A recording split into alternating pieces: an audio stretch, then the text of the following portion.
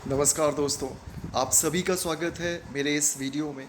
दोस्तों, जैसा कि हम सब जानते हैं कि आजकल इस लॉकडाउन के पीरियड में पिछले 2 महीने से हम रामायण का प्रसारण दूरदर्शन के चैनल पे देख रहे हैं। और पिछले 2 महीनों में हमने रामायण देखी, और जब मैं ये वीडियो बना रहा हूँ तो आज रामायण का अंतिम एपिसोड था, जिसको देखने के बाद मैं काफ़ी भावुक हो गया। और मुझे लगा कि इस टॉपिक पर क्या हम रामायण का कोई पात्र है जिससे हम इस कलयुग में कुछ सीख सकें। तो मुझे रामायण के जो प्रमुख पात्र हैं, मर्यादा पुरुषोत्तम भगवान श्री राम, उनसे अच्छा कोई पात्र नहीं लगा जिनसे हम कुछ सीख सकें। भगवान राम से ऐसी कई बातें हैं जो हम आज के इस कलयुग में भी वो बातें रेलिवेंट होती हैं। और अगर हम उन बातों को अपने जीवन में उतारें, अगर हम उन विचारों को अपने जीवन में उतारें, तो हम वाकई तरक्की कर सकते हैं। तो ऐसे कौन से विचार हैं, ऐसी कौन सी बातें हैं जिनसे मैं बहुत प्रभावित हुआ राम की बातों से, और जो हमें जीवन में उतारनी चाहिए, मुझे लगा मैं आपसे भी साझा करूं। सबसे पहली बात जो मुझे भगवान राम की पसंद आई वो है सही का साथ दो, हमेशा सही का साथ दो। मैं आपको याद दिलाना चाहता हूं कि रामायण के अंदर एक प्रसंग आता है बाली और सुग्रीव की लड़ाई का, और जहां पर भगवान राम जो है बाली को छुप कर मारते हैं। तो आप सोचिए कि सुग्रीव एक ऐसा वानर जो अपना राज्य हार चुका था, जो अपनी पत्नी हार चुका था, जो अपने समस्त धन हार चुका था, अपनी ख्याति, वैभव, पत्नी, राज्य सब कुछ हार कर एक किष्किंधा के पर्वत में जाकर बैठा हुआ था। और जबकि बाली दूसरी तरफ विश्व विजेता था, उसके पास राज्य था, धन था, सेना थी और असीम ताकत, असीम बल था। कहा यह जाता है कि बाली के सामने जो भी शत्रु आता था उसका आधा बल तो वैसे ही हर लेता था। और कहा यह भी जाता है कि बाली ने पूर्वांतर में रावण को अपनी काख में दबा के 6 महीने तक पूरे विश्व में घुमाया था। तो सोचिए, अगर भगवान राम चाहते तो बाली का साथ ले सकते थे और इस युद्ध को 1 मिनट में ख़त्म कर सकते थे, 1 दिन में ख़त्म कर सकते थे। इतना लंबा चौड़ा तामझाम लगाने की कोई ज़रूरत नहीं थी। लेकिन उसके बावजूद भी भगवान राम ने सुग्रीव का साथ दिया, जो धर्म के साथ थे, जो सही के साथ थे। तो उनसे हमें सीखने को मिलता है कि हमेशा सही का साथ दें, हमेशा सच्चे आदमी का साथ दें। दूसरी बात कि भावनाओं की कद्र करना, जो मैं उनसे सीखता हूँ कि भावनाओं की कद्र करना। हम देखते हैं कि किस तरह से उन्होंने केवट की, जिन्होंने उनको नदी पार कराई जब वो चित्रकूट की तरफ जा रहे थे, उनका कितना सम्मान किया, उनको उनकी कितनी कद्र की, उनको अपने गले लगाया, साथ में बैठाया, मित्र कहा, और ऐसा व्यवहार किया जो आजकल हम नहीं देखते। हम थोड़ा सा भी अगर हम पैसे वाले बन जाते हैं, थोड़ा सा भी हमारे पास पावर, पोस्ट, लग्जरी आ जाती है, तो हम अपने साथ वाले बंदों को तुच्छ और हीन समझने लगते हैं। दूसरा उदाहरण देना चाहूँगा सबरी माता का। आपको वो भावनात्मक दृश्य याद होगा जब सबरी माता जो है, जब सबरी माता के आश्रम पहुँचते हैं भगवान राम लक्ष्मण के साथ, तो वो जूठे बेर चक चक के खिला रही थी। अगर हम और आप होते तो हम कहते यार ये क्या हो रहा है, मतलब कोई आदमी जूठा कैसे खिला सकता है अपना।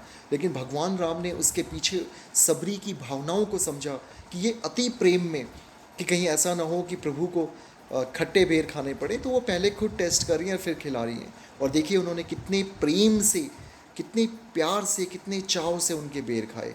तो यहाँ पर जो दूसरी बात हमें सीखने को मिलती है भगवान राम के चरित्र से, कि हमेशा सामने वाले की भावनाओं की कद्र करो।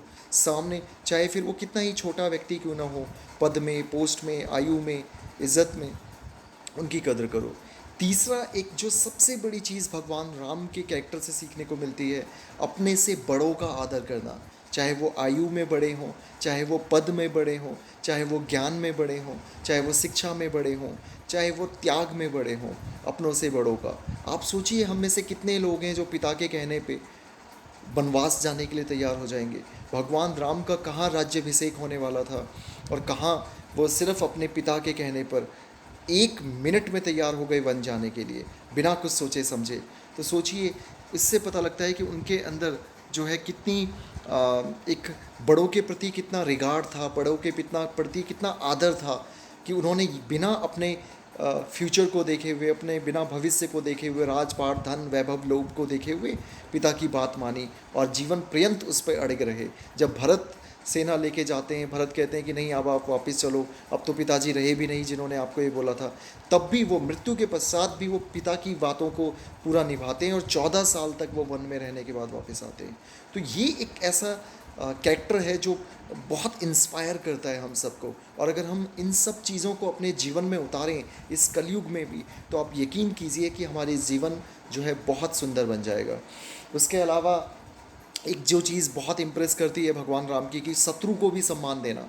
आप देखिए कि रावण के मरने के बाद जब उन्होंने लक्ष्मण को कहा कि आप जाके इनसे ज्ञान लो, और जब लक्ष्मण उनसे ज्ञान लेने उनके सिरहाने की तरफ, जहाँ उनका सर था उस तरफ खड़े हो गए, तो भगवान राम ने खुद कहा कि शत्रु भले ही थे लेकिन ये ज्ञानी थे, ये विख्यात प्रकांड पंडित थे, चारों वेदों के ज्ञाता थे, उपनिषदों के ज्ञाता थे।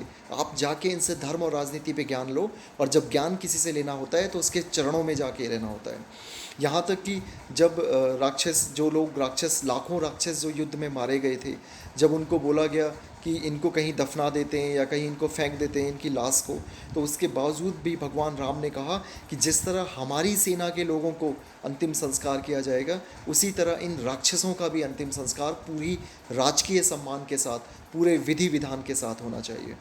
तो ये चीज़ हमें दिखाती है कि भगवान राम कितना बिलीव करते थे कि अगर कोई एक पल को हमारा शत्रु भी है, तो वो शत्रु सिर्फ तब तक है जब तक वो युद्ध चल रहा है, उसके बाद कोई शत्रु नहीं है। उनके मन में जो एक शत्रु के लिए भी रिगार्ड, एक अफेक्शन, एक लव था, वो वाकई एक गज़ब की चीज़ थी, जो आज के समय में हमें अपने जीवन में उतारनी चाहिए। और मुझे लगता है कि हम सब उतारेंगे तो हमारा ही जीवन इससे खुशहाल होगा। उसके अलावा राज धर्म का पालन, एक ऐसा पॉइंट जो आजकल के पॉलिटिकल लीडर्स को, हमारे जितने भी MLA, MPs, cabinet ministers, all ministers हैं, आईएएस आईपीएस ऑफिसर्स हैं, उनको सीखना चाहिए भगवान राम से कि राज धर्म निजी जीवन से भी बड़ा होता है। ये वही राज धर्म था कि भगवान राम कहते हैं कि जब तक हमारी राज्य के प्रजा के एक भी व्यक्ति में शंका है माता सीता के चरित्र के प्रति, मैं उनका त्याग कर दूंगा। उन्होंने माता सीता का त्याग किया। उसके बावजूद उन्होंने निजी जीवन में, भले ही वो नीचे सोते थे, उनको पूरा यकीन था कि माता सीता पूरी तरह पवित्र हैं, निष्कलंक हैं, लेकिन क्योंकि प्रजा के मन में कहीं ये ना रह जाए कि राजा ने अपने निजी संबंधों को वरीयता दी, इसलिए उन्होंने माता सीता का त्याग किया। उन्होंने हमेशा अपनी खुशी से ज़्यादा, अपने परिवार की खुशी से ज़्यादा अपनी प्रजा की खुशी को माना। अपनी प्रजा के लिए वो जिए, अपनी प्रजा के लिए उन्होंने अपना शरीर त्यागा। अंतिम समय तक आपको ध्यान होगा, लक्ष्मण को उन्होंने मृत्यु का वरदान दिया, उन्होंने खुद आत्मदाह किया, जल समाधि ली और बैकुंठ गए। वहाँ भी उन्होंने जो है, वहाँ भी आप देखेंगे कि उन्होंने प्रजा का ही ध्यान रखा। तो उनका साफ साफ कहना था कि पब्लिक हमारे लिए फ़र्स्ट है, प्रजा हमारे लिए फ़र्स्ट है। यही चीज़ आज के नेताओं को भी सीखना चाहिए, जो आज इतने घमंडी हैं, लोगों से इलेक्शन जीतने के बाद मिलते तक नहीं जाके। तो भगवान राम का ये जो गुण है, ये वाकई बहुत कमाल का गुण है, और एक ऐसा गुण है कि जो बहुत सीखने को मिलता है। और एक और गुण है भगवान राम का कि हर छोटे से छोटे व्यक्ति का उन्होंने सम्मान किया। आपको ध्यान होगा कि रामायण के समय में जब वो रावण श्रीलंका पे चढ़ाई करने जाते हैं, तो उनकी सेना में छोटे छोटे बंदर, भालू, रीछ, छोटे छोटे जीव जंतु थे, और उन सब को मिलकर उन्होंने, वो चाहते तो अकेले भी, वो तो त्रिकालदर्शी थे, भगवान थे, विष्णु के अवतार थे, वो चाहते तो अकेले भी मार सकते थे, लेकिन उन्होंने सबका साथ दिया। यहाँ तक कहा जाता है कि जब राम सेतु का निर्माण हो रहा था, और उस राम सेतु के निर्माण में जब सभी लोग रेत, कंकड़, पत्थर ला रहे थे, नल नील पत्थर से राम सेतु बनवा रहे थे, तो उस समय एक गिलहरी, छोटी सी गिलहरी, वो अपनी मुंह में छोटे छोटे रेत के कण लेके आ रही थी। तो बाकी लोग उस गिलहरी का मजाक उड़ा रहे थे कि भाई इससे क्या होगा, इतनी छोटी से रेत कण लाने से क्या होगा। तो भगवान राम ने उस गिलहरी के ऊपर भी प्यार से हाथ फेरा, और उन्होंने कहा कि नहीं, इस धर्म युद्ध में, इस धर्म के काम में सभी का योगदान अविस्मरणीय है।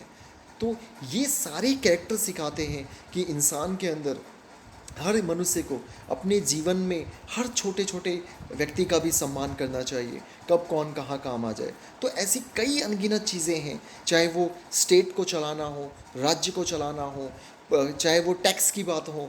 एक टैक्स के बारे में भी भगवान राम ने बोला कि प्रजा से कर सिर्फ उतना ही लेना चाहिए जिससे उनको कोई चुभन ना हो। ये आजकल की गवर्नमेंट्स को सीखना चाहिए कि राम राज्य में टैक्सेशन की क्या व्यवस्था थी, कर की क्या व्यवस्था थी। वो भगवान राम ने श्री रामचरितमानस में उसका भी उल्लेख किया है कि कर सिर्फ प्रजा से इतना ही लेना चाहिए जिससे उनको नुकसान ना हो, उनको चुभे ना। तो ये सारे जीवन, ये सारे कैरेक्टरिस्टिक्स भगवान राम के, ये ऐसे कैरेक्टरिस्टिक्स हैं जो आज भी हम कलयुग में अपने जीवन में अपना सकते हैं और अपने जीवन को खुशहाल बना सकते हैं। और सच पूछिए तो राम राज्य की अभिकल्पना और परिकल्पना ही ये है। तो अच्छा, उम्मीद करता हूँ कि आपको अच्छा लगा होगा और आप प्लीज़ इन सब चीज़ों को अपने जीवन में अपनाइए। मेरे यूट्यूब चैनल को सब्सक्राइब कीजिए, लाइक कीजिए, शेयर कीजिए। धन्यवाद। जय हिंद, जय भारत और अंत में जय श्री राम।